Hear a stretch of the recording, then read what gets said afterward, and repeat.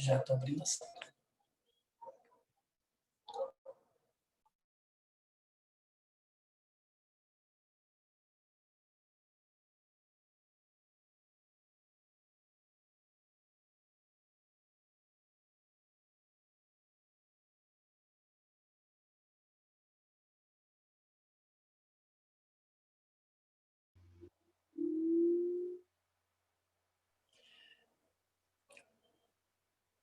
Bom dia, pastor Ronaldo, tudo bem? Bom dia, irmã Olga. Tudo bem, graças a Deus.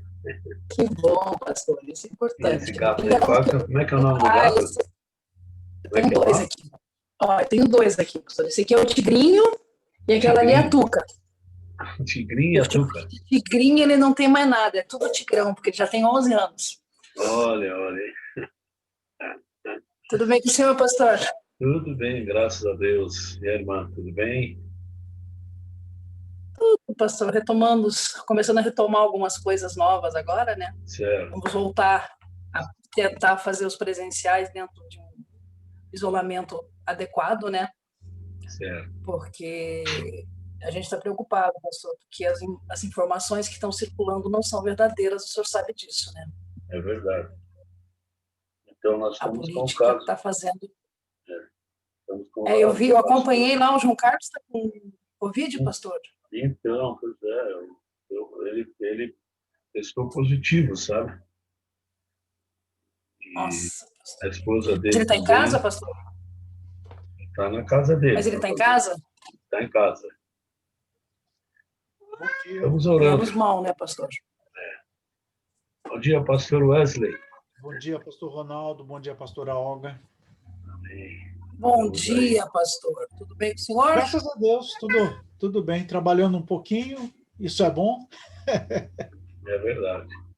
Olha, há controvérsias que trabalhar é bom. Fica desempregado para você ver se não é bom. Olha, pastor, aí eu não posso falar nada, porque Deus foi tão bom comigo que eu não tive esse problema, né? Você sabe, Porque... é que as pessoas acham que o trabalho veio por causa do pecado, mas não foi, não. O homem já podia trabalhar. O que depois do pecado foi o cansaço, foi o calo na mão. Mas o trabalho sempre foi bênção de Deus, planos e projetos de Deus. O trabalho está antes do pecado. É verdade.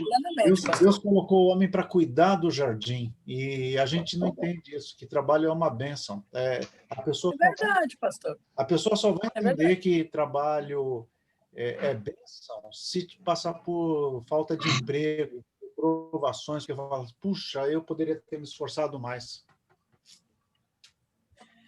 É verdade, pastor. A gente só dá valor àquilo que a gente faz nesse momento. O senhor tem toda a razão. É verdade. Mas amém, está com a gente já o professor Edilson. Aí, bom dia, professor Edilson. Bom dia, pastor Edilson, tudo bem? Pastor Bom dia. Amém. Bom dia, pastor Paulo. Estão me ouvindo já, não? Já estamos ouvindo. Já estamos ouvindo, Heleno. Bom dia para vocês aí, ué. Bom dia para vocês, vai. Tá aí o Ireno também. Grande Ireno. Apóstolo Ireno. Aí. Pastor Ronaldo. Sim, querido. Eu tomei um café à tarde ontem com o pastor Sérgio Castro, do Tempo das Águias. Sérgio Castro, sim. Saudades dele, pastor Edilson. Estive com ele ontem, fui tomar um cafezinho com ele à tarde lá, estava com muita saudade dele. Peguei a patroa aqui e fui lá, bater perna um pouquinho. Saí dessa clausura. Ele mandou um abraço muito forte para o pastor Ronaldo. Amém. Opa, retribui para ele lá.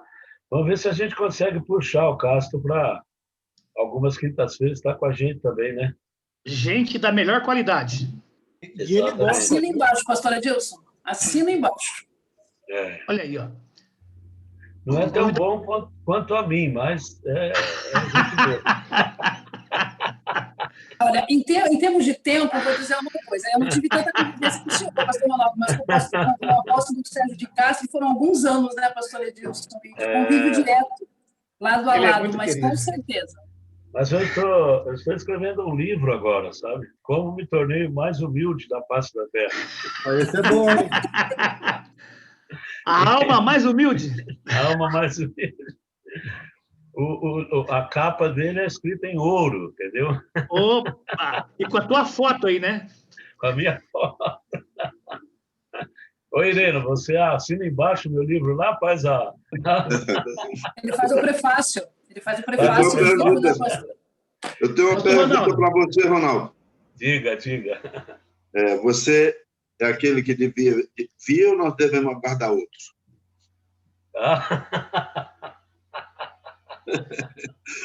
Essa foi forte. Vocês estão escandalizando o Paulo, que ele entrou a primeira vez com a gente aqui, viu? Nada, estou acostumado. Estou acostumado com isso aqui, humilde. Paulo, isso aqui é só brincadeira, Paulo. Nós somos humildes de verdade. Pastor Ronaldo. Diga. No comecinho da minha caminhada cristã, eu resolvi entrar para o lado da música. Então, eu gravei aqueles antigos, sabe aqueles compact disc, né? Certo. Eu gravei um desses. Do lado uma música, do outro lado outra música. Na primeira música, eu cantei que é a maravilha, né? Um lado. Lá, cantei que é a maravilha. E no lado B, eu ficava pedindo desculpa. Né? Pessoal, desculpa aí, hein? Perdão nessa parte aqui e tal. Foi um sucesso. Do lado A você cantou, do lado B você desencantou. Desencantei, pedi desculpa. Vendi muita dor de cabeça.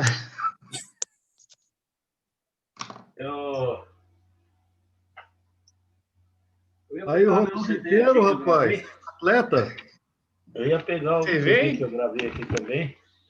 Mas você levantou aí e te viu esse porte atleta, tá malhando? Eu gravei um CD também com músicas tradicionais, Tu És Fiel, Senhor, algumas outras músicas, né? E não sei se o pastor Wesley tem meu CD aí. Eu tenho.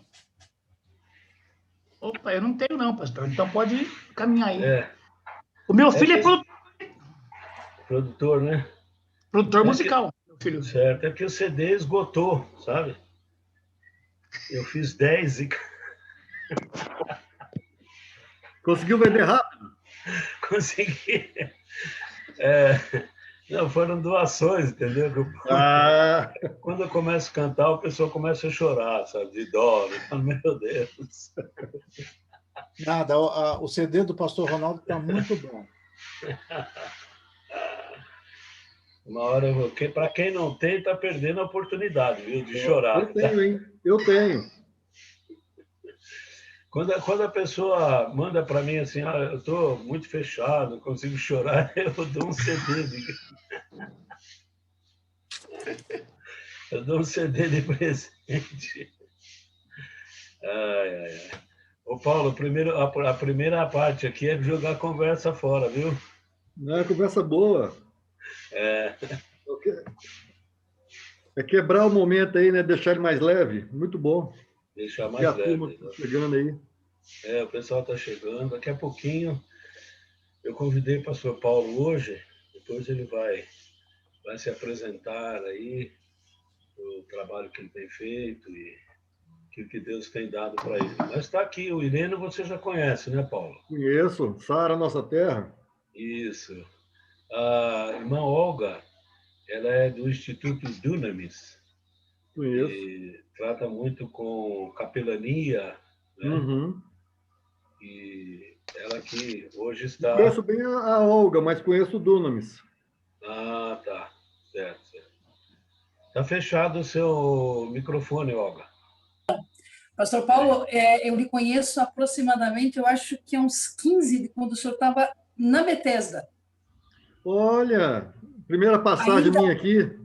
Exatamente, ali atrás do Shopping Miller, do lado do Shopping Miller. Na esquina. Isso mesmo, pastor Paulo.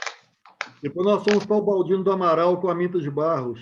Exatamente. Isso. Depois vocês foram embora. Fomos para Fortaleza. Exatamente, me lembro.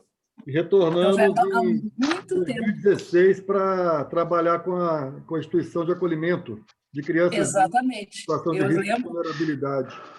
Exatamente, pastor Paulo. Nossa, prazer revê-la. Desculpa, mas não estava me lembrando. Não, fique tranquilo, pastor. Então, o Paulo estava com o Elienay? Sim, o Elienay assumiu na sequência do pastor Paulo. Aí eu conheci bem o Elienay e o Márcio, né? Inclusive, caminhei trabalhei sábados lá, cansei de pregar lá, inclusive. O Márcio ainda ficou um tempo comigo. O Elenay foi para Tatuapé, acho que é Tatuapé em São Paulo, depois foi para Fortaleza. E hoje o Márcio e o Elenay estão em Fortaleza. Exatamente. Eu falo com o Márcio de vez em quando. Pastor Paulo, o senhor pode abrir o seu vídeo? Pois é, como é que eu abro? Toca na tela, vai aparecer no canto de baixo ali a câmera, ele está com um xizinho vermelho. Ah, tá. Vi agora aqui. Isso. Oh, beleza. Aí. Tá vendo? Tem que ter um orientador aqui, senão um mentor, senão não vai. É o Wesley, nosso mentor aqui, ó. Não. A pastora Olga que tá, ela é privilegiada aí. Até as próximas reuniões, pastor Wesley, eu vou lhe colocar como co-host, que daí fica mais fácil. Tá bom. Então Wesley... Isso, é verdade. Paulo, você já conhecia o Wesley, não? O Wesley, eu conheci em algumas reuniões, pelo menos, se não conversando muito, mas lembro dele, sim. Certo. Mas eu era bem mais novinho. Era. Nós, né? Nós. Tem gente que não envelhece. Ó, o pastor Ronaldo, por exemplo, Não. assim, ó. Você encontrou a fonte da juventude, ó. É verdade, viu? Poxa, seria muito bom, hein? Ele cumprimentou o Pôncio de Leão. Oh. Eu não estive na arca, mas eu pisei na lama. Oh. É isso aí, daqui a pouquinho a gente vai. Então, essa é a nossa turminha aí, tem vários pastores que entram, cada quinta-feira tem alguns, e pastor Paulo, eu convidei hoje, daqui mais uns 5 minutinhos você já te apresenta aí, tá, Paulo? Vamos ver se chega mais alguém. Mas, pastor Wesley, como é que está a questão aí do ministério seu aí com os pastores? Pois é. Mesmo? Olha, nós temos feito alguns encontros online, porque ainda tem essa questão do isolamento social e é necessário ainda. A situação não está boa, né? Mas nós queremos logo fazer os encontros, assim que possível, os encontros presenciais com menos pessoas, no máximo 10 a 15, no máximo. Certo. E vamos ver, porque o projeto Amigos de Ministérios é a ideia mesmo de poder ajudar os pastores a abrir o coração. Pastores e pastoras, não é só pastor, não, é pastoras também, viu, pastor Aldo? Quando eu falo... Obrigada, pastor. Obrigada. Porque hoje em dia, a gente, para ser politicamente correto, sem abrir mão dos princípios, né? Mas... Cuidado com o René lá, cuidado com o René.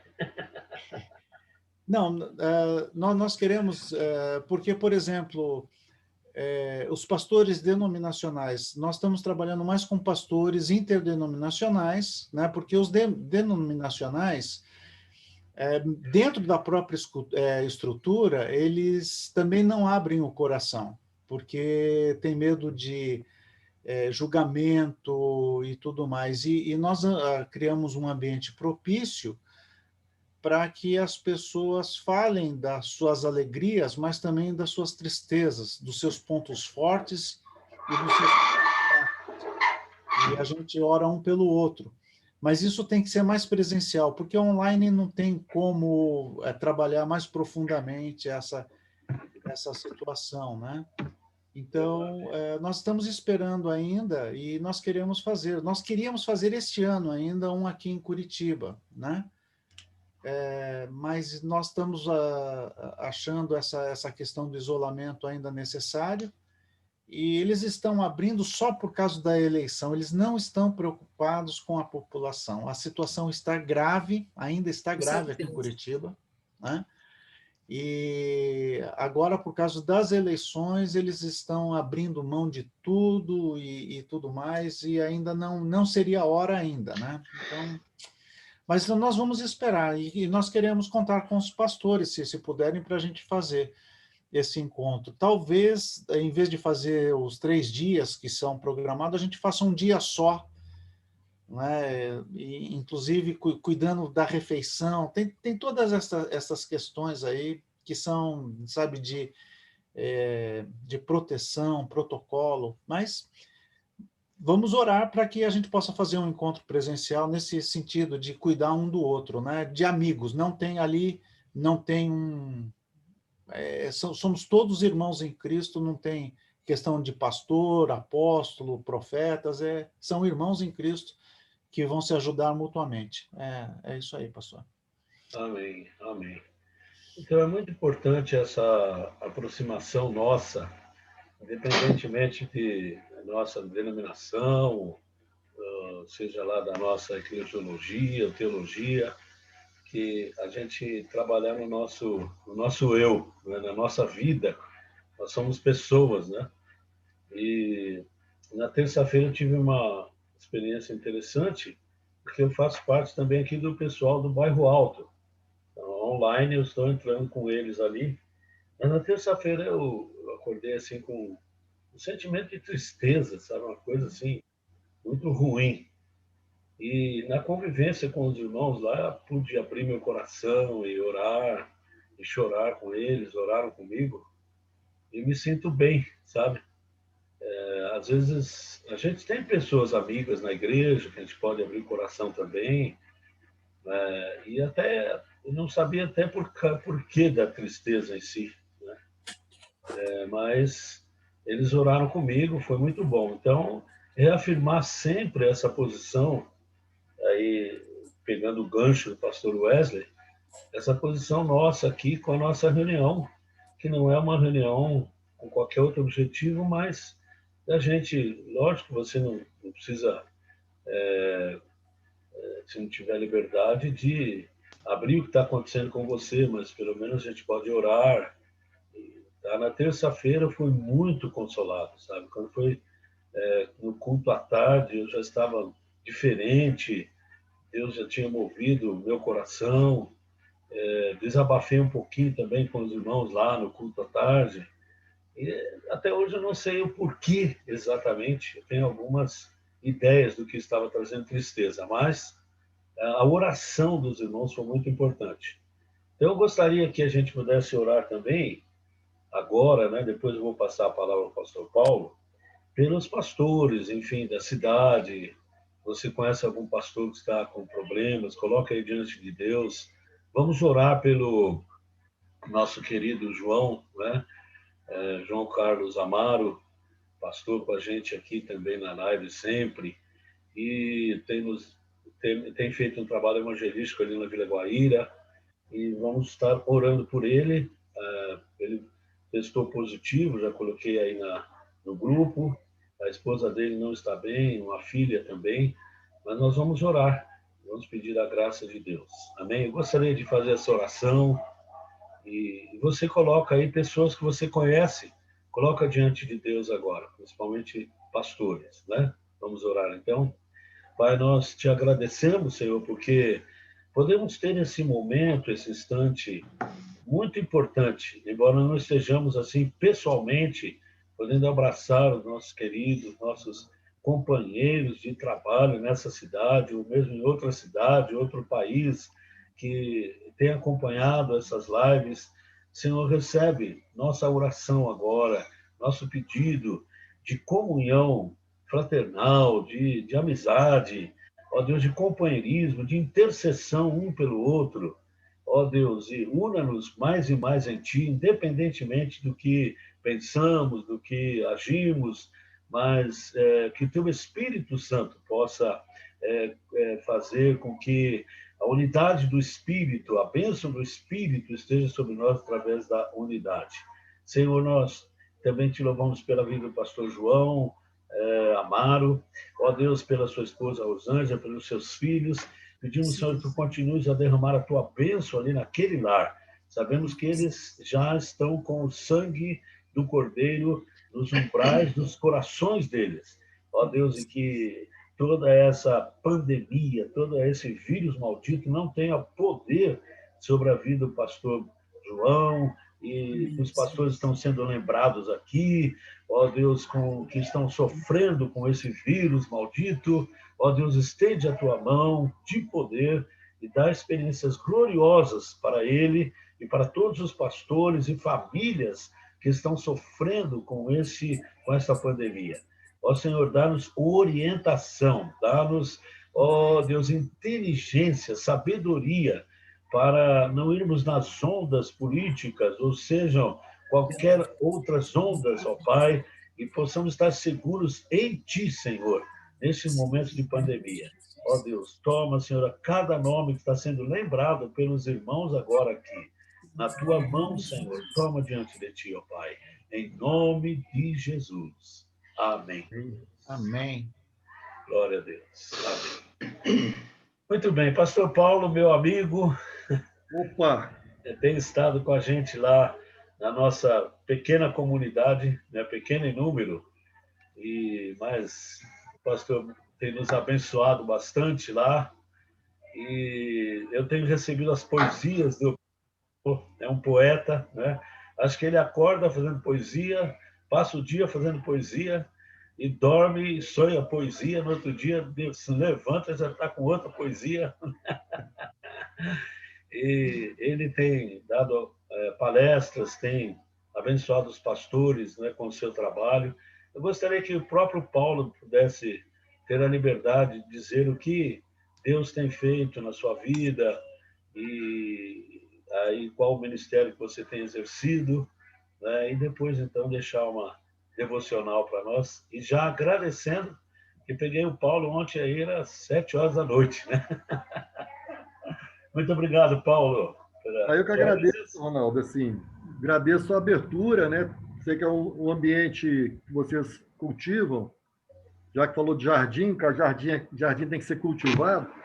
E obrigado pelo espaço e poder ter essa consideração também de participar com vocês aí, que têm sido conservos preciosos do reino do Senhor Jesus. Então, a poesia, viu, Ronaldo, é igual respirar. É meu oxigênio. Então, é o dia todo e a vida toda, mas ela sai em determinados momentos de maneira específica. E é um bem, viu? Eu vou dizer para vocês. Você falou, por exemplo, da tristeza, às vezes, que você ainda não detecta a razão. Certo. Isso acontece muito. A gente tem a nossa psique, e a nossa psique que eu digo íntimo, né, que é onde está a nossa alma, e às vezes reflexos vêm, percepções que não são mentais, mas percepções que nós absorvemos, e aí elas refletem no nosso ser, no nosso organismo, nas nossas emoções. E eu não sou diferente. A poesia, para mim, é uma janela, é um escape, é abrir a janela e ver o sol, ver a lua, enfim, olha o poeta falando, né? Mas eu gosto muito porque ela me extravasa. E eu tive uma época da minha vida, aproveitando isso, que eu tive depressão. Não sei o grau dela, mas a poesia, para mim, foi uma maneira de eu trabalhar com isso na minha vida. E hoje, graças a Deus, eu tenho um espírito crédulo, alegre. Eu acredito ainda na vida, apesar de muitas outras coisas que aconteçam. Então, isso é só para dizer que poesia é um bem que eu me faço. Não sei se faço bem aos outros, mas é um bem que eu me faço. Falando de mim assim, só um pouquinho, eu me converti aos 21 anos de idade e rápido entrei no ministério. E fui de um ministério, vocês devem conhecer, já foi dito aqui também, né, que passei mais de 26 anos na Igreja Bethesda. Ali eu me criei, ali eu cresci, ali eu desenvolvi ministérios, dons que Deus me deu. E depois eu tomei um rumo que eu achei que era melhor para mim. Respeito muito o grupo, respeito muito o líder na história da minha vida. Andei com... Você falou até do Ed René um pouco, a gente andou um pouco junto, Caio Fábio, Ivênio dos Santos, Neuzi Tioca, Valnice Milhomes. Eu sou dessa época, apesar que eu era o menino, né, na época. Paulo, o Ed René está querendo modificar a Bíblia, ele quer atualizar. Então, talvez a gente precise dar uma mão para ele. O Ed se sente autorizado para muitas coisas, deixa ele. A gente precisa, você tocou nesse assunto, é óbvio. Eu acho que a gente, tem um ditado que eu uso muito para mim, é nem tanto, nem tão pouco. A gente precisa avaliar o que se fala. Quando a pessoa vai de uma maneira muito extravasa muito, eu já fico um pouco preocupado. Mas a gente tem que ter um cuidado extremo para poder avaliar as coisas. Mas vocês estavam falando, então, assim, eu tenho 30 anos, mais de 30 anos de ministério, embora não pareça, sou novinho. Fundei uma igreja, e depois eu pedi a Deus para cuidar mais de outra área, e fui para a área do terceiro setor, fiz capelania, sou capelão também, sou formado pela Faculdade Teológica Sul-Americana, lá de Londrina, sou bacharel em teologia, estudo muito a psicologia, porque trabalho muito com o ser humano, e foi nisso que eu trabalhei muito, o Ronaldo falou, com a questão do suicídio, depressão e suicídio nas lideranças cristãs, religiosas. Trabalho muito com a questão da automutilação e suicídio entre crianças e adolescentes. Então, dou palestras, enfim. Eu faço muito poesia, às vezes as pessoas conhecem mais porque ela está muito atuante, muito real na minha vida diária. Mas eu trabalho assuntos e temas que vão para a alma humana, e hoje eu estou dando uma palestra, que chama Escola de Paz. São 9 palestras na denominação que o pastor e advogado Assir, nosso irmão, representa lá e dirige. E eu falo sobre cuidando dos que cuidam, eu falo depressão na infância, adolescência e fase adulta, eu falo sobre espiritualidade na sua contemporaneidade, eu falo sobre a questão do afeto no abraço aconchegante de Deus. Então, assim, eu trabalho muito isso, eu gosto muito da alma humana, como diria, então, John Bunyan, né? Eu gosto muito de trabalhar com o ser humano, e isso me mudou muito a minha vida, porque quanto mais eu trabalho com o ser humano, eu visito esse ambiente do ser humano, mais eu me revisito também.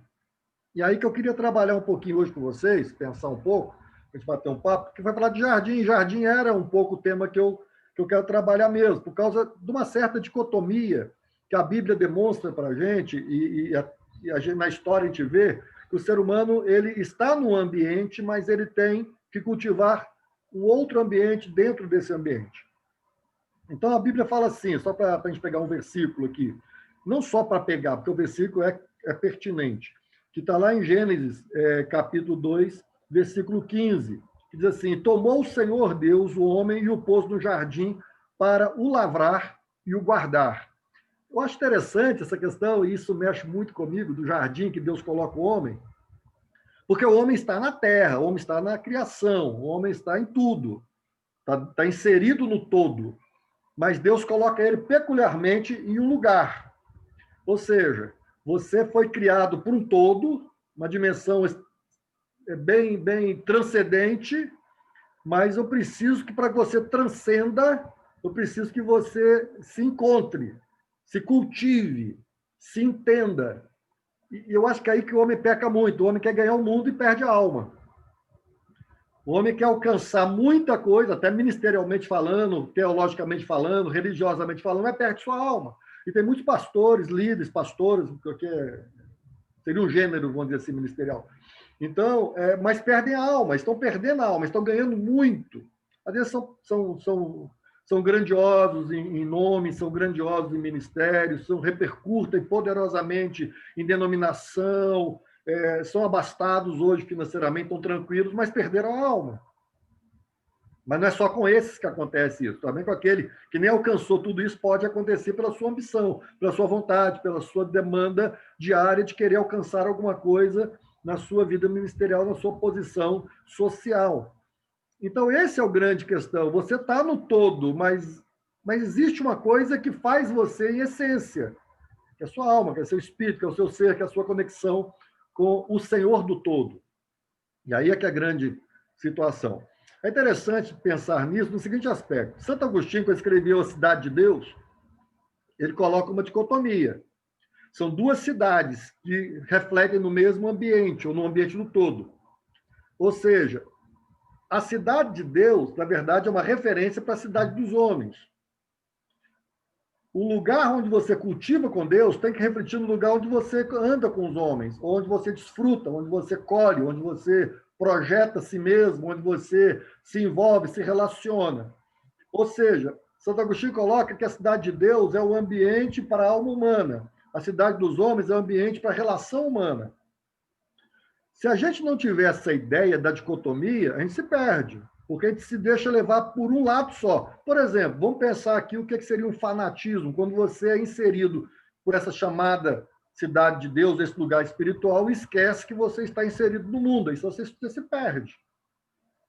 Deus não quer que você se perca, Deus quer que você se encontre, mas que você também encontre o outro, ou seja, eu me encontro para encontrar, ou eu encontro com Deus para encontrar o outro, ou para ver o outro até nesse encontro. Tem uma passagem que eu amo quando eu leio, ela é curtinha num dado momento, mas ela é grande em toda a sua circunstância, no reencontro de Jacó e Esaú, que é muito interessante quando você vê toda uma questão emocional envolvida, principalmente com o culpado da questão, que é Jacó. Jacó, nós sabemos que ele roubou a primogenitura, né? Eu sei que Esaú vendeu, mas, de certa forma, teve todo um teatro, uma encenação para que Jacó se passasse por Esaú para poder ganhar a sua primogenitura, que Rebeca, então, por proteção, concedeu a ele. E interessante, porque quando há o reencontro, Jacó vem cheio de angústia, cheio de medos, cheio de insegurança, porque sabe o que fez. Jacó sabe o que fez, ele sabe que errou. Apesar de Deus ter abençoado ele, prosperado ele lá com Labão e tudo mais, quando ele volta, quando ele está voltando, o drama de Jacó é uma ansiedade extrema, ele tem uma crise ali terrível. Ele começa a mandar presente, ele começa a pensar o que vai acontecer com ele, ele começa a temer o futuro próximo, quando encontrasse Esaú. Por outro lado, eu estou fazendo um arcabouço aqui, um apanhado aqui, quando você olha para Esaú que chega lá, parece que ele chega bem resolvido. Eu acho estranho que nós não conseguimos seguir uma história de Esaú muito próxima, mas a de Jacó sim, mas quando tem um encontro, quem parece resolvido para mim é Esaú, e não Jacó. Tanto é que quando Jacó olha para Esaú, fala assim, eu estou vendo Deus na tua face, meu irmão. É uma loucura isso. Todo mundo pensaria que o espiritual, o capacitado a ministrar, a fazer toda uma reconciliação fosse Jacó, mas o rosto de Esaú foi suficiente para reconciliar a alma de Jacó. O que eu quero dizer com isso? Eu quero dizer que a gente tem muito pragmatismo às vezes, mas também muita retórica ou muitos pontos que a gente colocou na nossa vida como ênfase, mas que são palavras feitas, são frases feitas, jargões que a gente foi tomando para a espiritualidade e que elas não representam espiritualidade, elas representam religiosidade ou formalidade religiosa ou expressão formal da nossa religiosidade, ou do nosso templismo, ou da nossa estrutura religiosa. E o que eu penso é nisso, ele fala isso. Teve um outro. Deixa eu pegar aqui, até peguei aqui, já que nós estamos aqui bem à vontade. Teve um outro que ele chama, o nome teve Agostinho,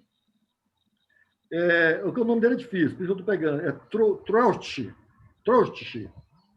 Lá para 1865 a 1923, eu estava vendo isso aqui, achei interessante, porque ele trabalha a questão da seita e da igreja, mas ele trabalha diferente de nós, porque seita para nós é tudo que não é nós. Né? O que é seita para você? Seita para mim é aquele que não sou eu, é aquele que pensa diferente de mim. Então a gente acaba pensando em seita. Mas Trotsky, ele fala o seguinte, que tem seita, que é a igreja que se estabeleceu apenas estruturalmente na sociedade. Tem veste de igreja, tem cara de igreja, tem forma de igreja, tem expressão de igreja, mas aí ela não é igreja, ela é apenas uma estrutura formal com o nome religioso. Mas tem a igreja, que é exatamente aquele grupo, aquela instituição invisível que se expressa embrenhando-se no todo, ou na sociedade. O que quer dizer com isso? A igreja pode ter estrutura externa, A igreja pode ter padrão, a igreja pode ter uma forma, uma formação, uma condição externa visível, estrutural, mas ela não pode perder a sua essência, a sua alma de ser agente que se embrenha e transforma o mundo, ou a sociedade, na sua dimensão, no seu espaço, na sua forma de ser, na sua chamada, porque igrejas, enquanto ministérios, também têm suas chamadas, não é verdade? Tem muitos apriscos por aí, cada aprisco está numa região, numa forma, ou na mesma região com duas formas diferentes, com formas diferentes. O importante não é de ficar julgando se aquela é grande, se eu sou pequeno, se aquela... Não, qual é o meu chamado enquanto igreja. Como é que eu posso ser um agente transformador? Como é que eu posso me embrenhar com essa sociedade? Vou dar um exemplo assim meu. Eu trabalhei nessa condição, vamos dizer assim, tradicional de igreja, 3 décadas. Ou seja, eu fiquei indo para a mesma igreja, mesmo que eu tenha mudado de endereço, para a mesma igreja, terça oração, quinta doutrina, sábado mocidade, domingo escola bíblica, domingo à noite pregação, semana após semana. E aí veio um adendo em meu que eu falo assim, parabéns, porque vocês que conseguem fazer isso semanalmente durante décadas, não é fácil, não. Aí veio o pastor, uma brincadeira, veio o pastor visitar, como aconteceu comigo, depois de 5 anos na igreja, veio um pastor que eu trouxe, um pastor que era mexicano, que era da chamada da meia-noite, ele foi lá, aí depois que ele pregou, o irmão estava comigo lá 5 anos, assim, pastor, hoje eu ouvi uma mensagem. Falei, graças a Deus, eu trouxe alguém para você ouvir, que eu prego há 5 anos, você não consegue ouvir, né?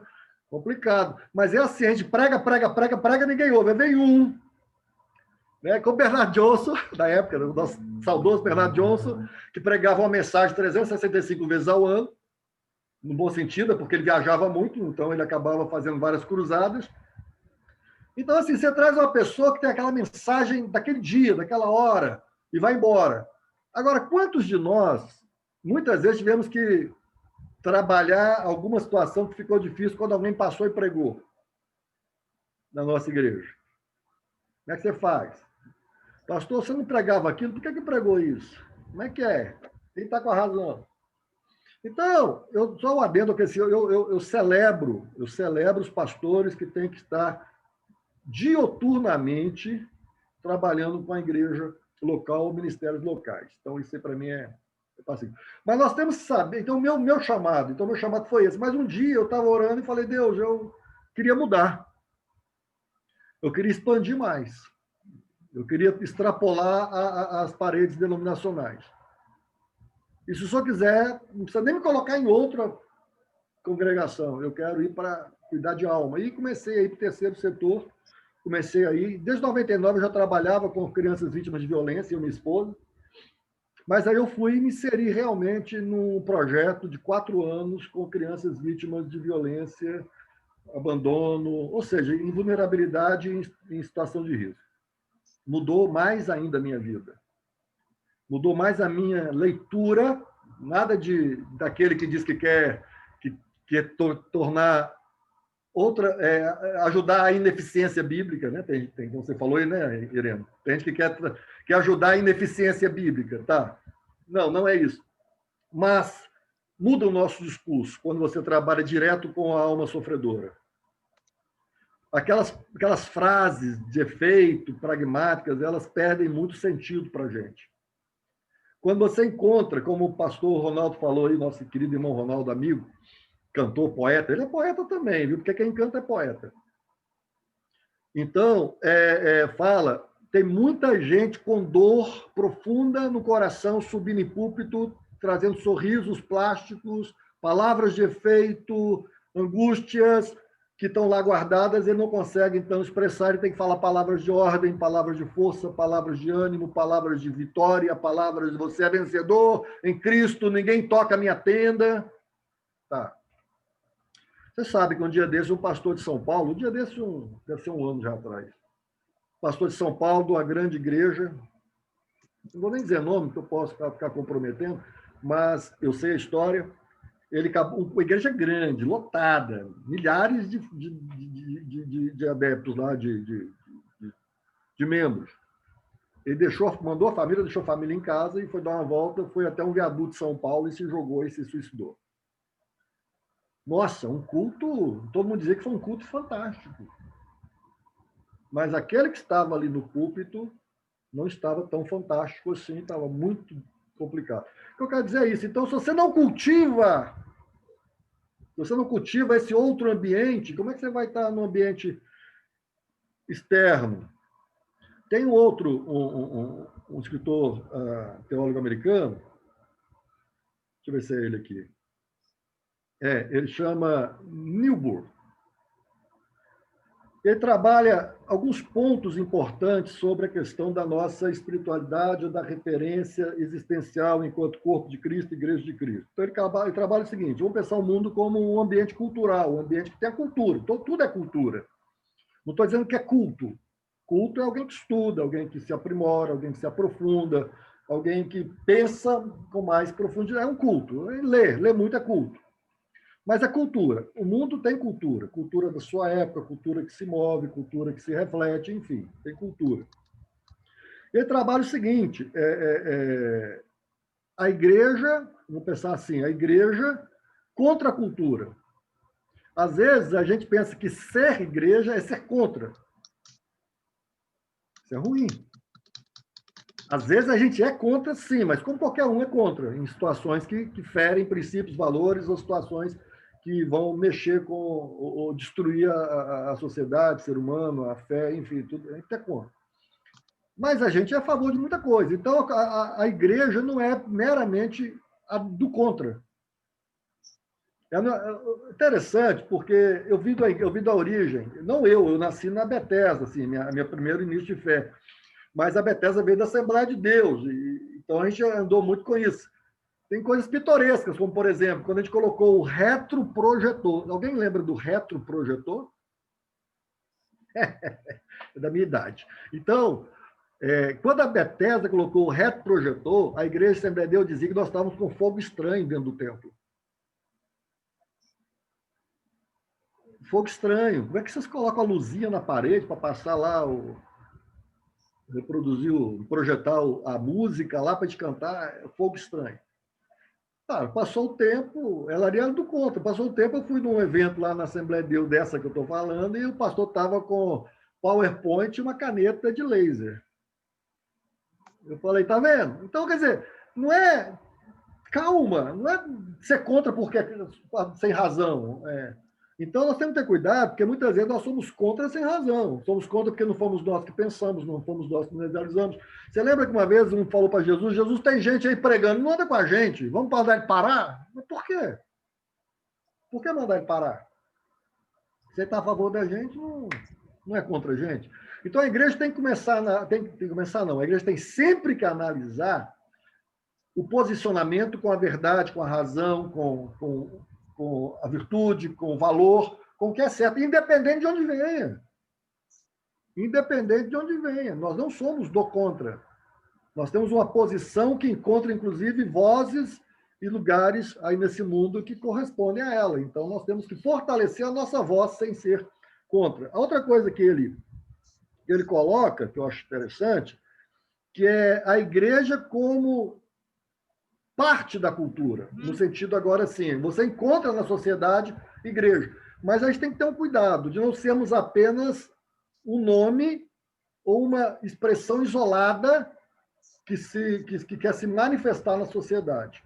Ou seja, nós não podemos dizer assim, olha, nós temos que mostrar que nós também estamos aqui. Esse é um ponto, estamos aqui, mas não propriamente só para dizer que estamos aqui, não só para mostrar a nossa cara e a nossa força.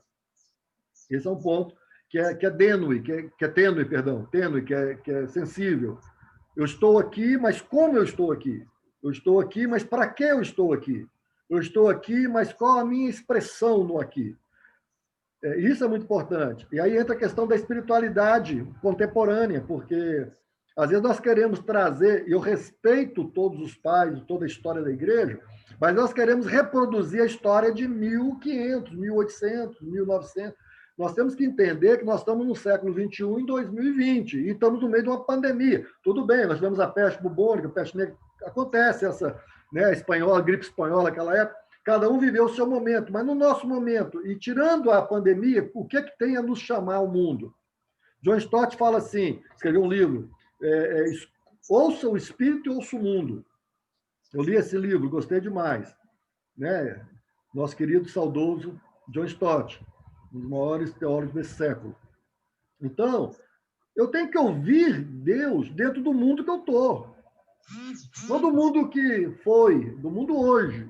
Eu preciso ouvir Deus e ouvir o mundo. Eu preciso entender como é que eu sou mediador dessa aliança, ou conciliador dessa situação. Como é que eu posso ser projeção de Deus no mundo de hoje?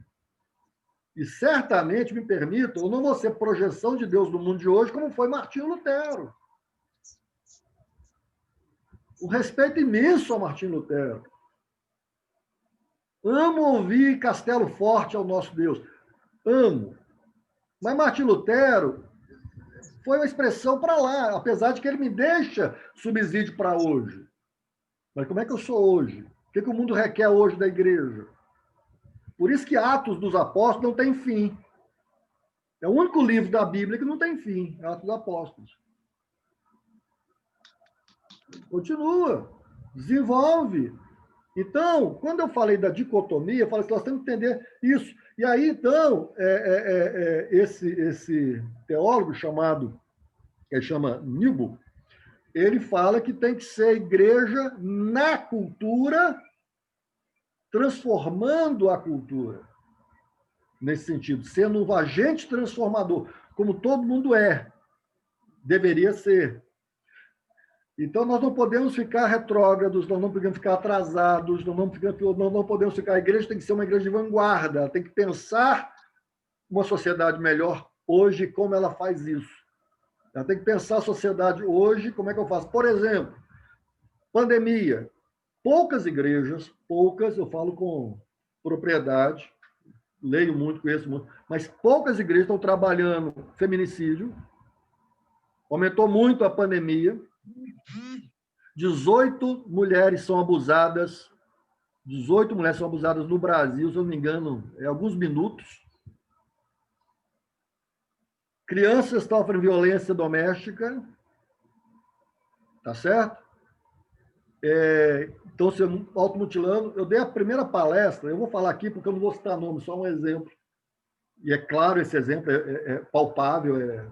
Eu dei a segunda palestra agora na Escola de Paz, lá com a CI. Uma senhora me ligou e contou da sua... Uma pessoa, uma criança de 12 anos que se mutila, se automutila e se autolesa e pensa em suicídio. E tem uma amiga que já tentou suicídio, 12 anos. A gente pensa, isso é ocasional, isso é uma dentro... Não. Hoje, que se automutilam no Brasil está entre 10% a 17% dos adolescentes. Sabia disso? 10% a 17% dos adolescentes desse universo adolescente do Brasil se automutilam. Então, assim, a igreja ela precisa acordar, se não acordou ainda, para questões reais, mentais, saúde mental, saúde... Tudo. A saúde integral do ser humano. O homem a gente fala como alguns dizem que é dicotomia, né? Colocar alma e espírito junto. Mas, enfim, dicotomia ou tricotomia, nós somos corpo, alma e espírito. Nós temos o organismo que existe ou que se presencia, nós temos uma alma que é onde absorve tudo e reflete a partir dela tudo, e o espírito que pode estar bem ou mal. A Bíblia diz que o espírito alegre, coração alegre, formoseia o rosto, e o espírito abatido adoece o homem. Então, nós precisamos pensar nisso. O que nós estamos fazendo? Então, essa que é a grande questão. Agora, dá trabalho. Ô Ronaldo, eu falo muito, hein? Segura aí a peteca. Me dá um puxão de orelha aí. Tem mais uns minutinhos aí. Depois então vamos voltar para a situação. O que eu falo? Dá trabalho. Deus falou assim para o homem, você vai ficar no jardim, apesar de você estar em todo o universo. Mas o jardim tem que ser lavrado tá certo? E guardado. Dá trabalho. Cultivar-se a si mesmo, cultivar a alma, dá trabalho. É um exercício. Quanto mais você trabalha no jardim, mais prazeroso e menos pesado fica, menos trabalhoso, porque aí você vai ganhando. Eu sou membro da Academia Poética Brasileira, eu sou cadeira 56, efetivo, né? Academia de Poetas do Brasil. E o meu patrono é o Rubem Alves. Uns gostam, outros não gostam, mas para mim foi importante lê-lo e desenvolveu muita coisa em mim. Eu comecei lendo o Rubem Alves com O Mundo no Grão de Areia, achei fantástico. Quem quiser ler, leia, é muito bom. Aí tem uma série de outros que eu fui lendo e fui desenvolvendo algo que já estava em mim, mas eu precisava desenvolver mais. Eu não sou como ele, obviamente, e ele é mais cronista, eu sou poesia. Então eu tento fazer fazer-me entender em poucas linhas. Então, diz que o poeta tem que escrever muito e pouco. É o que eu tento. Então, minhas poesias não são rasas, eu acredito que não sejam, mas não são tão longas, também acredito que não sejam. Mas sou eu falando de mim mesmo, né? Mas, enfim. Mas o Rubem Alves falava uma coisa que eu achava interessante. Ele dizia que o ser humano ele tem que andar com 2 caixas a vida inteira. 2 caixas. Uma caixa chama caixa de ferramentas, outra chama caixa de brinquedo. O que ele está falando? Ele está falando que nós temos que ter coisas utilitárias, chamada úteis, chamada provedoras de recursos, chamadas de ferramentas para desenvolver trabalhos, né? Tem que trabalhar, né? Não adianta. Mas também tem a caixa chamada da caixa da inutilidade, ou do lúdico. Caixa de brinquedo. Caixa de brinquedo. Mas ele trabalha em relação a essa caixa de brinquedo, assim, coisas que você fala, para quê? Para nada. Mas para nada não, é para extravasar, é para liberar a alma, é para sorrir. E eu penso em jardim, me permitam, quando Deus coloca o mundo existencial, trabalhoso, que tem que desenvolver, que tem que cultivar, tem que governar, e Deus fala do jardim. Para mim, o jardim é essa caixa de brinquedo, é o lugar lúdico, é o lugar do descanso, é o lugar de você deixar um pouco as coisas pesadas para fora, sabe? No jardim não se deve levar trabalho, isso eu quero dizer. Mas dá trabalho não levar trabalho. Quando você fala assim, eu vou descansar, já está pensando no sermão de amanhã. Puxa vida. Você sai com a sua esposa, passa para um lugar, você aqui daria uma ótima igreja. Ah, meu Deus do céu. A gente é assim, a gente esquece que para a gente ser melhor, para a gente poder dar mais, a gente precisa se conhecer mais, se sentir mais, se amar mais. Jesus diz, ninguém ama o outro diferente do que se ama. É isso que está o segundo mandamento, amarás o teu próximo da mesma forma que você se ama. Então, ninguém consegue dar ao outro o que não tem, só vai dar o que tem. E quando nós tentamos ser o que não somos, a coisa fica ruim, fica fria, fica sem sentido, fica retórica, fica discursal. A gente fala, aí tem um termo correto, mas pouco falado, aí vira uma verborreia. Vai ficar feio, né? Vai ficar difícil. Vai ficar mostrar que a gente começa a despejar coisas, conhecimento, sabe? Mas lá dentro está tudo quebrado, está tudo enferrujado, está tudo deteriorando, e a gente, então, não sei até quando a gente consegue levar isso. E se conseguir levar, é porque realmente com uma doença quase que terminal, de uma mente cauterizada. E aí é muito ruim esse quadro. Né? Quando a pessoa não consegue mais, consegue conviver com, não consigo mesmo mais, conviver com o que ela nem... É quase o que a gente chama de niilismo, né? Uma anulação do que você é para ser algo que você não é. Então, o jardim dá trabalho. E é interessante porque é nesse jardim, é nesse ambiente que, primeira vez, o homem ouve Deus. Percebe? O pessoal pergunta assim, como é que você ouve Deus? Como é que você ouve? É difícil. No sentido humano falando, é difícil. Porque não é um mero exercício verbal, mental. Deus é espírito. Então, eu preciso cultivar algo interior, um ambiente interior para escutar o que não é humano, o que não é mental, o que não é meramente racional, o que não é físico. Eu tenho que ir para o lado chamado metafísico, eu preciso de um lugar espiritual, um lugar transcendente.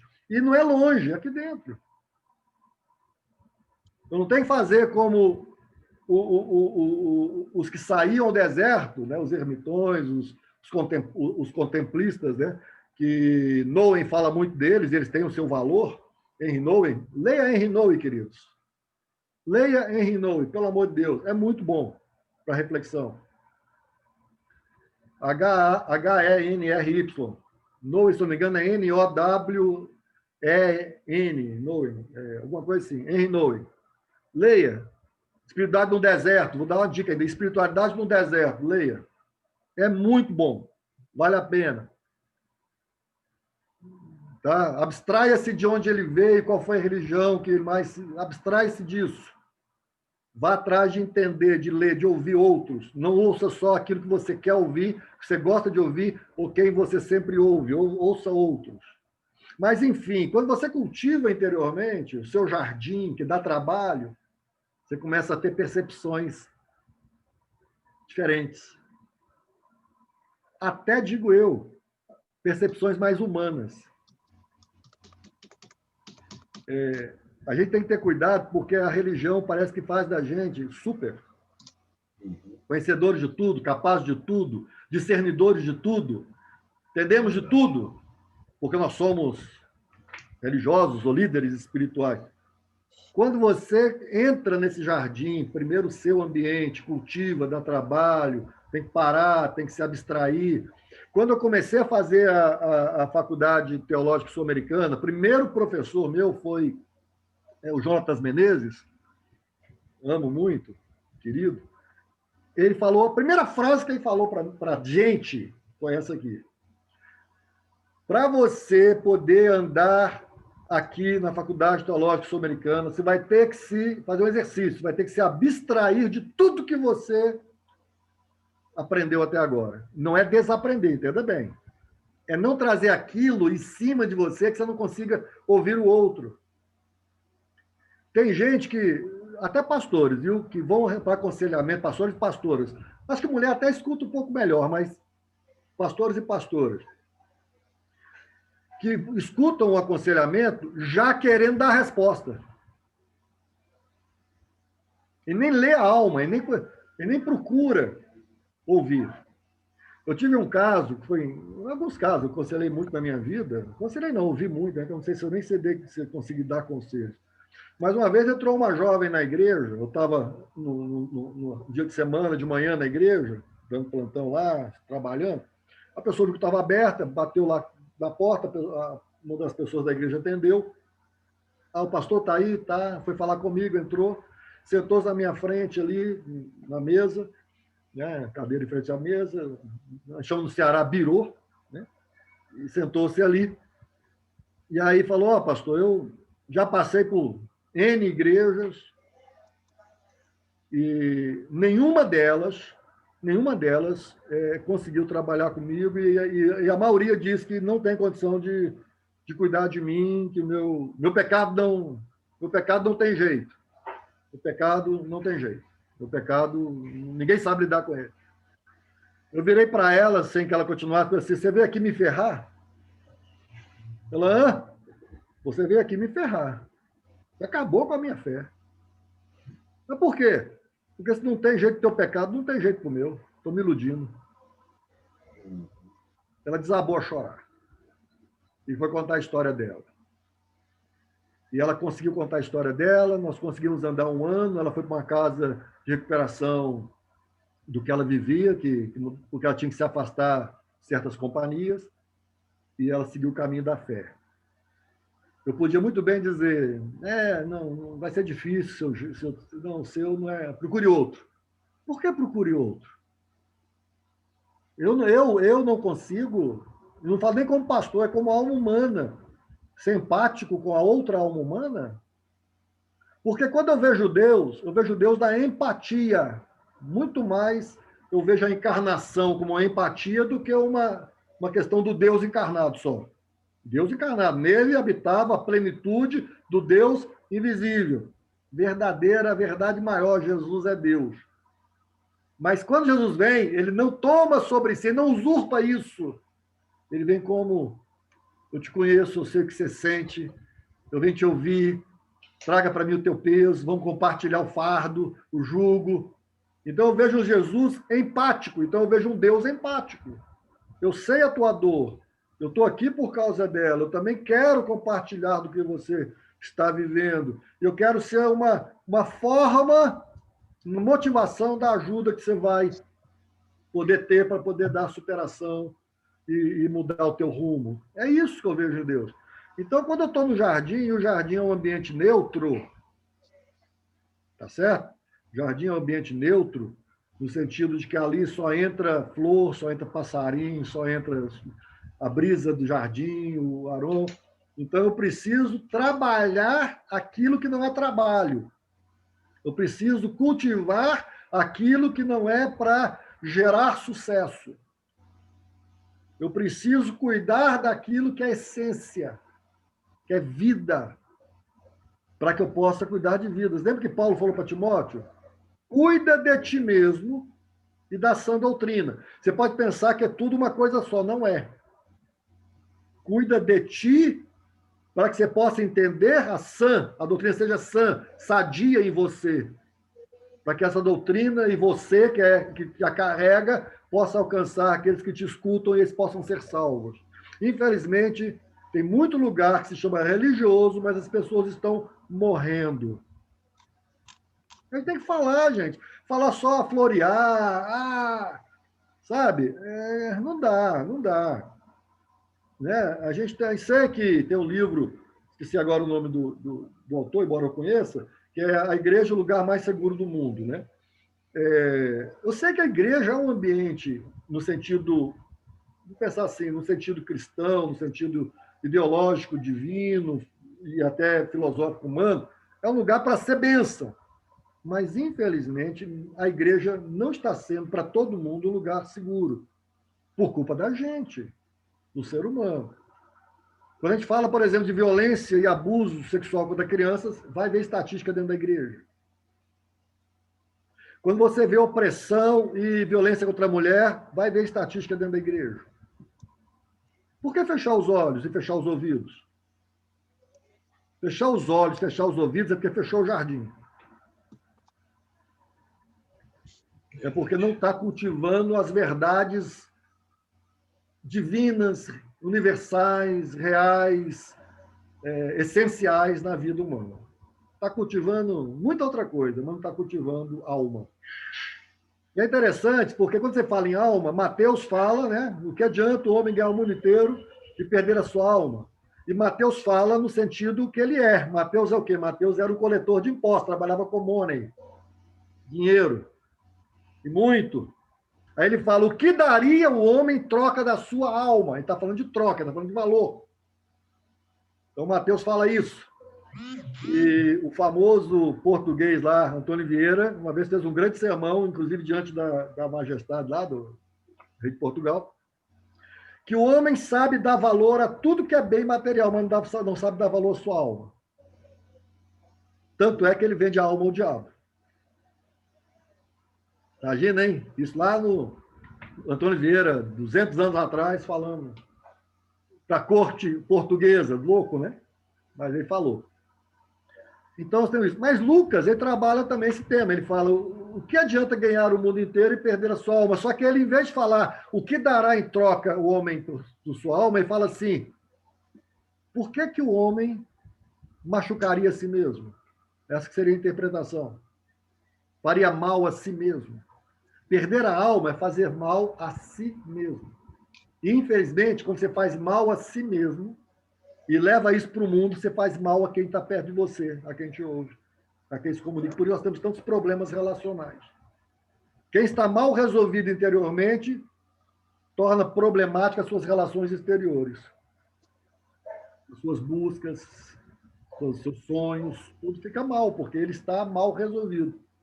Por isso que a felicidade, diria o Carlos Queiroz, não é o alcançar algo, mas é um estado de espírito. Carlinhos Queiroz fala, eu chamo ele de um pequeno grande homem, ele me chama de um grande homem, porque eu tenho 1,85 m e deve ter 1,67 m. Então, o Carlinhos fala, não é você alcançar algo que vai te fazer feliz, mas é você ter um estado interior que vai te fazer feliz, um estado interior de felicidade. É um estado de alma, um estado de espírito. Então é isso, acho que a gente... Não sei se era para a gente discutir, eu estou falando sozinho. Não, beleza, não. Nós vamos dar um tempinho. Aleluia, glória a Deus. Que bom. Palavra muito importante para nós, né? Esse bate-papo. E temos aí um tempinho também para o pessoal. Chegou aí também depois o Gerson. Vi aqui, estou vendo aqui lá, acho que você conhece, Paulo, o Jaziel. Lembra do Jaziel Botelho? Lá dos Jovens da Verdade? Agora nós somos todos velhos da verdade. Ele conhece a gente, né? Porque famoso é ele. Né? Então, o Gerson Rodrigues, só não estou vendo o rostinho do Gerson Rodrigues hoje aqui. Mas, aí, agora apareceu, né? Muito bem. Então, está aí, ó. A gente pode colocar, eu achei muito importante isso, essa questão nossa, né? Nosso objetivo é cuidar da gente mesmo aqui. Essa veio um foco muito importante para nós. Muito certo, né? Mas está aí aberto para vocês agora. Quem quiser colocar, perguntar, compartilhar. Né? Aí. Hein, Paulo? Quando ninguém fala nada, não entenderam nada ou entenderam tudo. Né?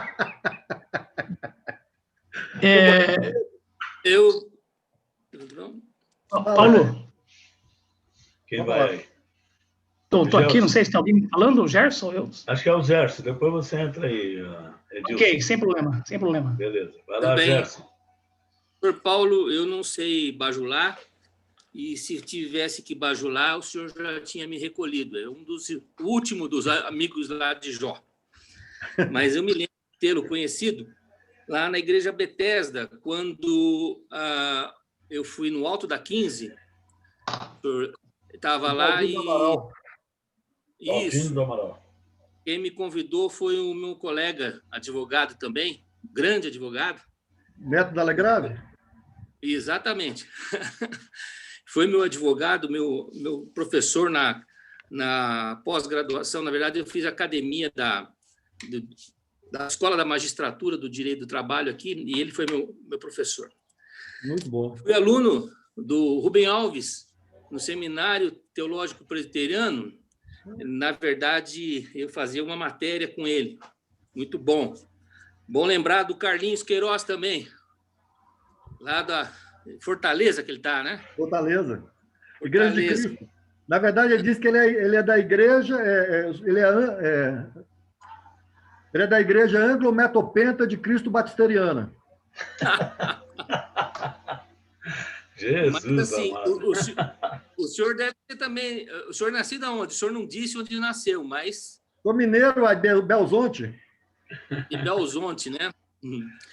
Mas, assim, pena que a gente tem pouco tempo, eu escrevi bastante aqui, né? Nós estamos aqui nos Atos dos Apóstolos, né? Nessa continuidade, é muito importante mesmo a gente ter essa preocupação com o ser humano. E o senhor falou sobre o texto do jardim, eu fiz 3 assim, anotações.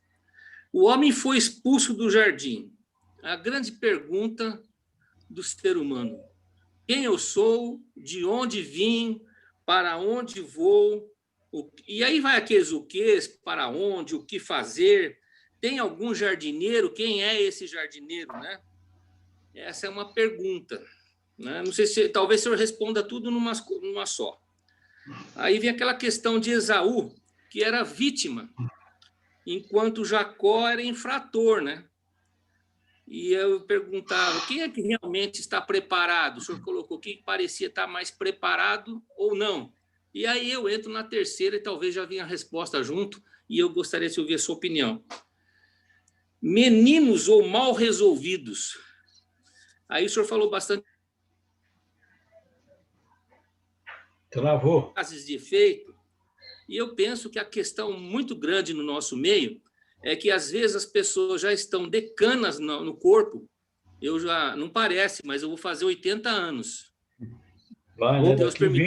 Daqui 20 anos. Daqui 18 anos. E, às vezes, aí não tem como fugir, né? A aparência do corpo. Mas aí o senhor falou que é tricotomista, então, na alma, a gente tem a mente, a vontade e a emoção. Nisso é o que mais parece que a gente procura se preparar. Mas, a bem da verdade, o que Deus procura, e eu tenho buscado, é estar preparado e bem resolvido no espírito. E o primeiro grande versículo do trabalho do Senhor Jesus não é outro, senão no Sermão do Monte, quando ele diz: bem-aventurados humildes de espírito, porque deles é o reino dos céus. Então, na verdade, ao mesmo tempo que é uma questão, uma pergunta, e ao mesmo tempo uma resposta. Porque eu estou cansado de ouvir de muita gente, talvez eu seja um grande Jacó. Pô, você não tem jeito mesmo, hein, Gerson? Eu já ouvi essa questão aí de colegas, né? Ô, sai fora, o que quer? Esquece isso. Quer dizer, a pessoa não está preparada, ou não quer se preparar, ou não quer trabalhar o ser humano. E muito mais fácil é, às vezes, o ser humano jogar para a mulher a responsabilidade do suor do rosto que o motivou a sair do jardim. A palavra diz lá: com o suor do seu rosto comerás o teu pão. E o suor do rosto era do homem, não era da mulher. E muita gente, às vezes, não quer ter o suor no rosto e terceiriza isso, né? Então, eu gostaria de saber, tem esse jardineiro? Quem é realmente... o problema nosso é o orgulho, né? A vaidade, como diz o grande sábio, tudo é vaidade. Então, o irmão poderia dar um apanhado sobre isso aí para nós? Eu agradeço. Dá um seminário isso aí, viu? Devagar. Assim, primeira questão é o seguinte: para mim, o jardim ele não está fora, está dentro da gente. Quando a Bíblia fala que o homem foi expulso do jardim, para mim é porque o homem mesmo deteriorou o seu jardim. Ele perdeu a função, perdeu a razão, perdeu o sentido e perdeu a sua compreensão do jardim. Eu acho que a maior analogia, a gente pensa em Gênesis, nós temos que pensar um pouco em analogia, né? Uma coisa de alegoria. Não estou dizendo que não é verdade, estou dizendo que Gênesis nos permite olhar assim. Então, para mim, o homem ele se perde dentro de si mesmo, e quando ele se perde dentro de si mesmo, ele é expulso. E parece estranho, porque Deus coloca os anjos para ir lá. Isso é um ponto, é uma visão, tá? Eu não quero só filosofar, não. Mas a Bíblia responde quando diz que o jardineiro é o próprio Cristo. Quando o homem está lá tentando produzir, tem uma árvore que não produz, e o jardineiro cuida durante 3 anos para ver se dá certo, para que ela permaneça ali e não seja extirpada. A própria questão da figueira que seca é uma analogia, porque a gente finge tá em época de dar fruto e não dá, ou seja, é uma coisa externa, mas não é interna. Ela é uma ideia que não é verdade. Então, Deus procura adoradores que o adoram em espírito e em verdade. Então, acho que essa situação do homem de sempre se reportar para o de fora, ou para fora de si, faz ele esquecer-se e perder-se de si mesmo. Essa é a maior perdição que tem. Perdição que a pessoa tem é perder-se em si mesmo ou de si mesmo. Eu compreendo o jardim sempre interiormente. Estou até desenvolvendo um trabalho que, Deus quiser, daqui a pouco sai. Estou escrevendo um livro que chama De Volta ao Jardim, o ambiente primeiro da alma humana. Eu trabalho muito isso para a minha vida. Eu quero compartilhar isso de uma forma que isso possa também alcançar e incentivar outros corações. Mas, assim, você falou, por exemplo, Jéssica, não para com isso. As pessoas deviam ou deveriam estar mais prontas a ouvir. Tiago fala que nós devemos estar muito prontos a ouvir e não muito apressados em falar e a julgar. E tardio para irar. Oi? E tardio para irar. Tardio para irar. Pois é, quando eu falo a ira, eu chamo de um juízo, né? Que quem ira está respondendo de uma forma violenta a algo que ele não gostou, ou ofendeu, ou agrediu sua fé, seu pensamento. Ouvir é mais sábio do que falar, isso é óbvio. Eu falo muito, né? Tá bom. Eu preciso ouvir mais. Mas, assim, eu procuro ouvir bem. Quando eu falo ouvir, ouvir não é só ouvir. Só fala, fala, fala. Ouvir é buscar entender. Ouvir é buscar ter empatia com quem está falando. Ouvir é poder... Por exemplo, muita gente fala... Antigamente, quando eu comecei a fé, eu era muito rápido nas minhas conclusões. E aí alguém falava assim, o fulano fez isso. Eu falo, Deus, não sei o que, a Bíblia diz. E... Hoje, a primeira coisa que eu falo é assim, qual o porquê disso tudo? O que está por trás? Qual a história? Né? O Valdir Sternagel, ele fala que o cristão é um contador de história. Então, o cristão tem uma história. Mas não é só o cristão, todo mundo tem uma história. E para eu poder compreender uma pessoa, muitas vezes eu preciso saber a história. Não estou justificando, mas preciso entender. Às vezes não vai justificar. Fulano fez isso justifica? Talvez não justifique, mas me faça entender os processos da vida, os processos humanos, os processos relacionais, os processos que levaram aquela pessoa àquela situação. Talvez ele tenha que pagar uma consequência daquilo, mas talvez ele possa ajudá-lo a repensar aquilo de uma forma que possa restaurar a sua funcionalidade interior, a sua dimensão interior e a sua projeção para a vida. Então, jardim, para mim, é chegar lá e sentar e falar assim, eu preciso aqui me despir. Paulo. Preciso me despir. Fala, Ronaldo. Quando o Gerson falou aí das perguntas dele, também a questão da... Acho que vai chegar lá, mas a questão da alma e espírito, né? Tá. Se eu estou fortalecendo o meu espírito, a alma vai acompanhar ou a alma pode... Ou o espírito pode ser complicado por causa das situações da alma. A pergunta tem que fazer, o que é que Paulo quer dizer em Romanos, quando ele fala assim, aquele que se inclina para o espírito, aquele que se inclina para a carne. Certo. O que é que se inclina?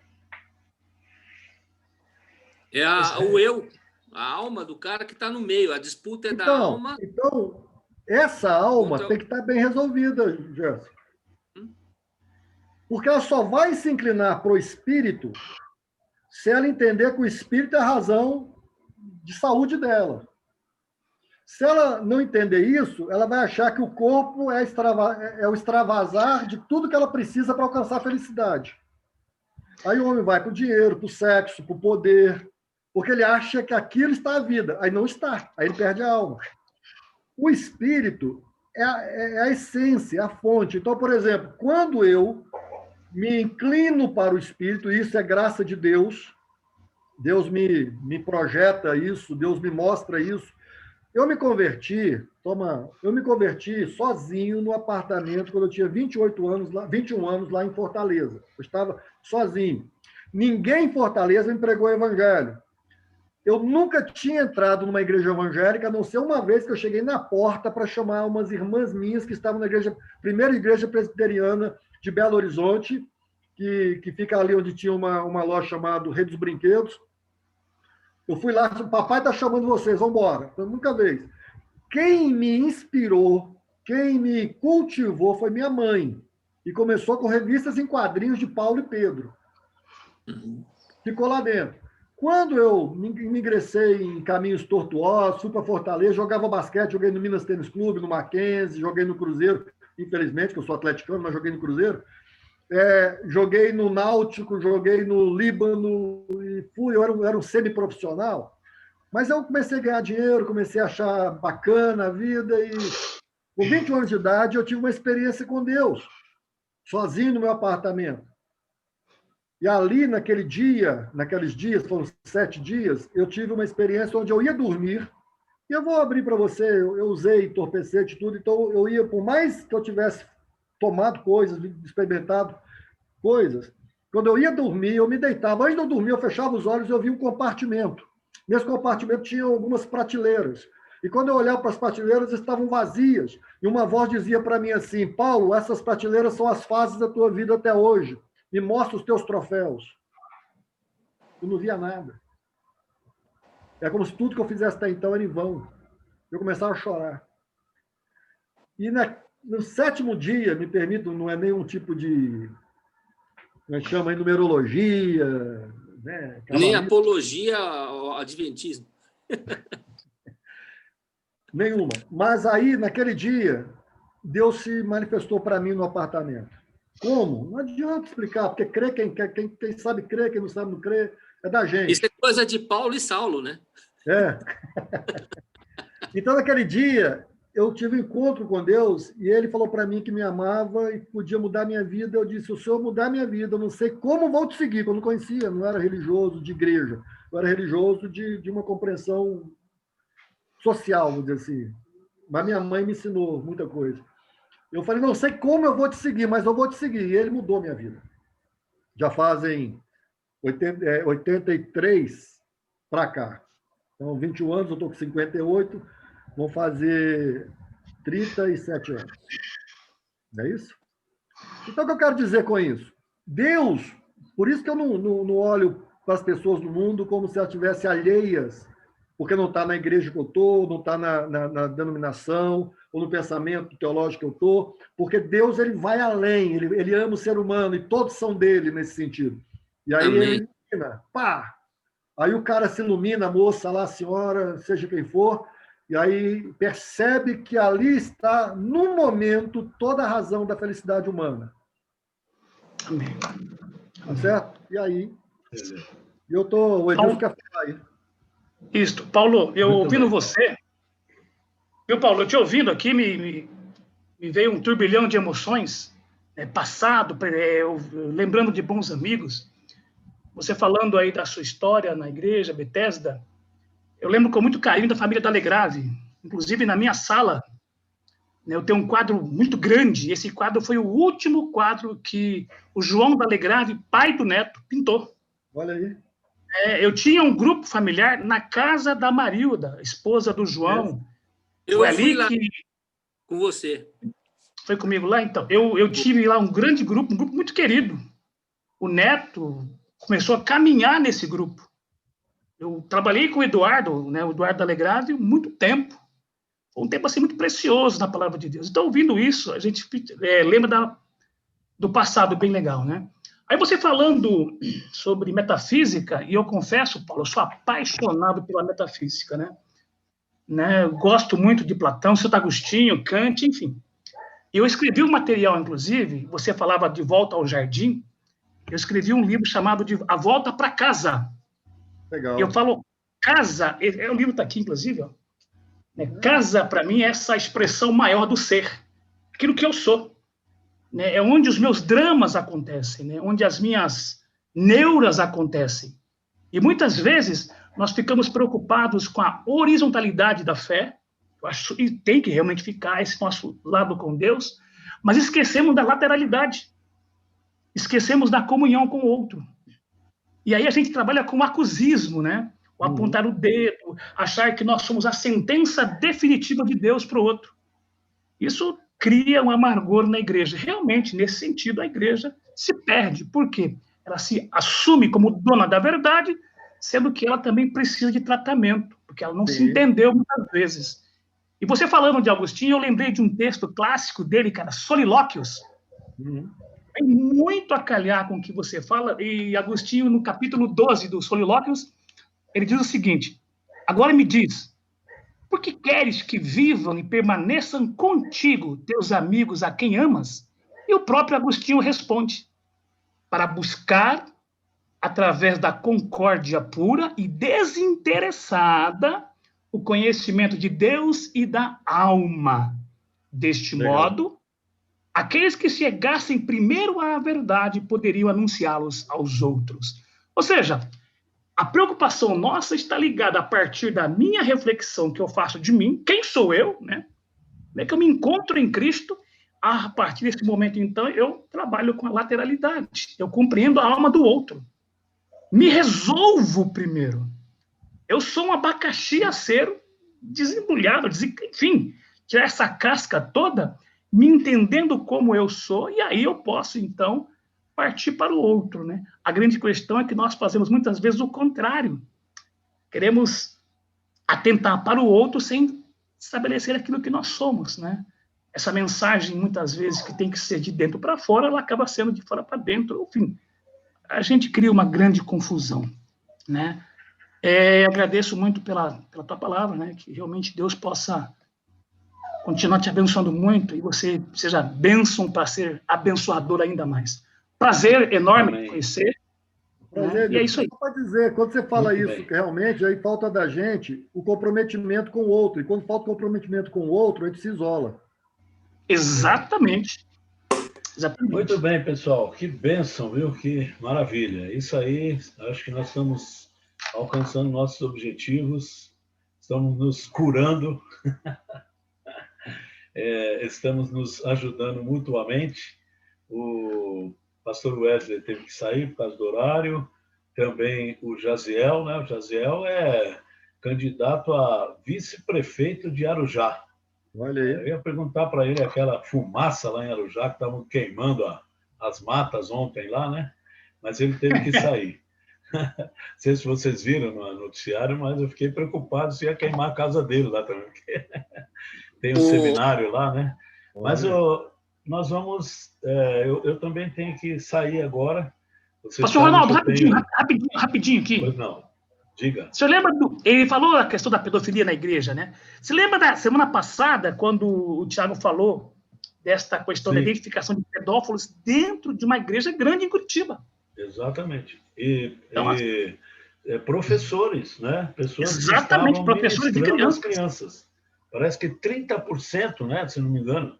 Isso, 30%. Da pesquisa que foi feita. Por aí, estatística, assim, 30% a 35%. Só lembrando, viu, Ronaldo, me permita, Sim, que aí vem a nossa questão errada de tratar disso, muitas vezes.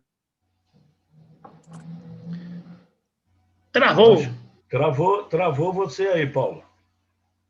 Travou, Paulo. Não fui pastor, eu não que travei, hein? Não fui eu que travei, não. Pastor Ronaldo. Ô, Gerson, não fui eu que travei, não. Tá, vou dar uma sugestão aí. Esse tema que ele começou é muito importante, muito sério, muito atual. Será que a gente não pode continuar na quinta-feira que vem com ele para esse tema que ele está colocando aí? Só se eu autorizar. Se eu autorizar, ele continua, senão não. Mas é lógico, o campinho e a bola é tua aí. Eu tenho o campo, eu tenho a bola, né? Eu, a irmã Olga e o Wesley. Nós temos o campo, a bola. Para o quê? Eu tenho que ficar no alão. No alambrado. Né, irmã Elza? Irmã Olga, desculpa, irmã Olga. Nós é que temos o campinho é nosso, né? O campinho quem divide, na verdade, é assim, eu e o pastor Wesley dividimos o campinho, né? Mas a gente espera toda a bola. Quem tem a bola é o senhor, pastor Wesley. Quem decide é o senhor. Eu sou só o gandula. Viu, Olga? Você viu que ele é teu contemporâneo no basquete aí, né? Você viu? Não tenho acompanhado nada. Não, o Paulo. O pastor Paulo. Eu conheço há muito tempo. Eu já conheço ele. É o seguinte, ó. Deixa eu só... Pode falar, só pôr a bola em campo aqui de novo. O Paulo foi embora também. O Paulo teve que ir embora também, mas eu vou conversar com ele depois para que ele volte na semana que vem, tá bem? Já deixo marcado com você, Olga, pode ser? Tá? Ok, então. Irmãos, eu vou pedir oração aí para minha família. Eu estou com mais 2 primos com coronavírus lá em São Paulo. Parece que o bicho pegou só para minha família lá em São Paulo, sabe?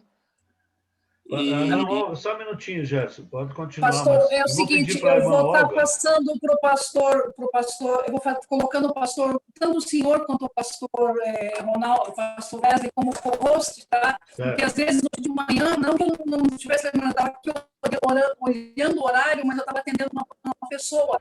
E daí a gente acaba esquecendo de abrir a sala, tá? Certo. Então, o que eu posso fazer é exatamente isso. Eu vou já passar o pastor Wesley como posto, aí ele pode começar a reunião, não tem problema nenhum, pastor. Não, tranquilo. Ou o senhor mesmo, não tem problema nenhum.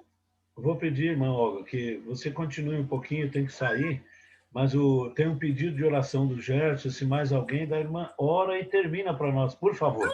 Tá bem? Tô bem. Pelo João. Fica tranquilo, pastor. Não tem problema nenhum. O João Carlos, que está aí com o problema do Covid. Eu tenho o meu primo em São Paulo, José Carlos, e a esposa dele, Olguinha, também estão com... O Hernandes Dias Lopes também. O Hernandes Dias Lopes, você colocou também, né? A situação tem muita gente. Se eu for colocar aqui, tem mais gente ainda. Nossa, eu tenho um amigo, Gerson, o nome dele é Pastor Gilson. Aí ele mandou para mim uma mensagem triste, semana passada. Na pandemia, só entre parentes, ele perdeu 30.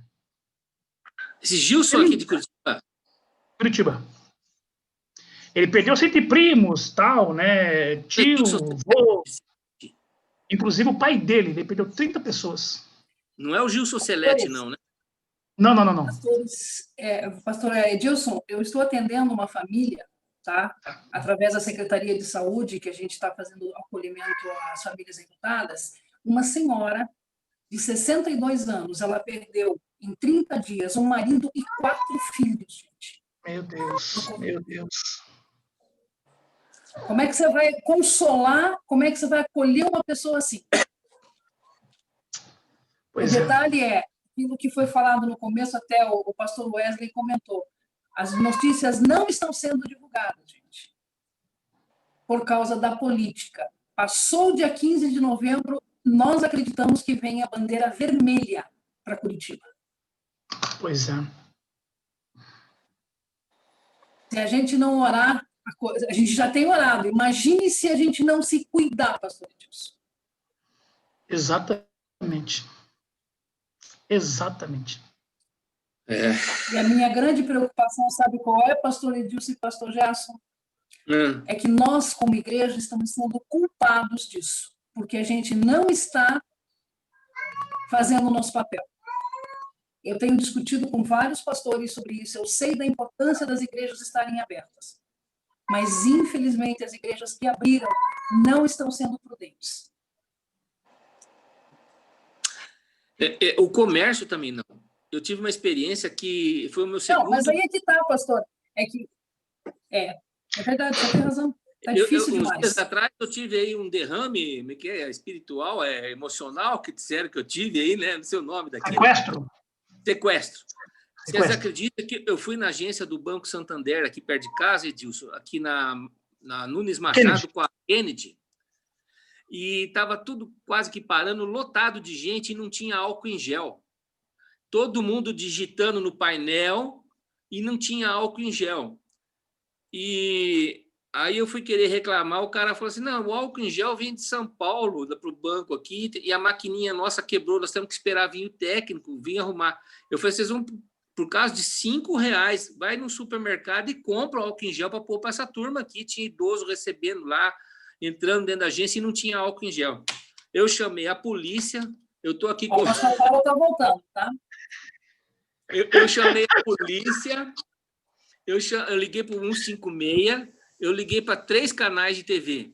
Infelizmente, não apareceu ninguém lá. E hoje, agora, acabei de receber a resposta da prefeitura dizendo que, por falta de detalhes... De gel. Não, por falta de detalhes, o meu pedido não foi atendido. Viu? Detalhes tão pequenos de nós dois. Detalhes, o Banco Santander, né? Detalhes. Se fosse só para avisar que minha conexão tinha caído, eu saí por causa disso, não foi uma fuga pela direita nem pela esquerda. A gente entende, pastor Paulo. Foi uma queda cibernética. Foi. Leão Acho da que Montanha. eu falasse, que eu me permita... O Paulo Roberto é o Leão da Montanha. É Leão da Montanha. Saída pela direita. Então, só para dizer o seguinte, que a questão da pedofilia na igreja, nós tivemos alguns casos, enquanto o Centro de Combate à Violência Infantil, que eu e minha esposa montamos, que algumas igrejas trabalham com aconselhamento dentro de gabinete. Chama o abusador, perdoa. Não é assim. Não é assim. Um pedófilo, uma pessoa que abusou de uma criança, não é mero perdão que muda ele. E a outra coisa, tem que guardar a criança e trabalhar a questão. Travou de novo. O trabalho que eles fazem da Acridas é muito bom. Eu já conheço há muitos anos, é um trabalho excelente. E o que ele está colocando, pastor Edilson, até a gente estava conversando esses dias com pessoal que trabalha com a prevenção ao abuso, e eles estavam falando exatamente isso. A quantidade de crianças hoje que estão sendo abusadas é uma coisa absurda. E isso é muito sério. Isso é verdade. Gente, eu não quero ser chata, mas eu tenho uma reunião daqui a pouquinho com a Secretaria de Saúde por causa do acolhimento espiritual, e daí na semana que vem a gente pode dar continuidade, não tem problema nenhum. Com certeza, precisamos conversar sobre um bate-papo com os capelães sobre amor, esperança. Quando você quiser, meu anjo. Quando você quiser. Eu estou à disposição então, aí, 24 horas no ar. Então, tá bom. Eu tenho algumas coisas novas que a gente vai estar fazendo, daí a gente vai conversando. Tá bom, gente? Pastor Gerson, obrigada pela sua... Se eu estou aqui hoje, eu agradeço. Junto com vocês, a gente está junto nisso. Muito obrigada, Amém. pastor. Amém, querida. A oração fica, cada um faz intercessão. Amém. Tchau. Perfeito. Obrigada, pastores. Deus abençoe vocês. Amém. Tchau, tchau.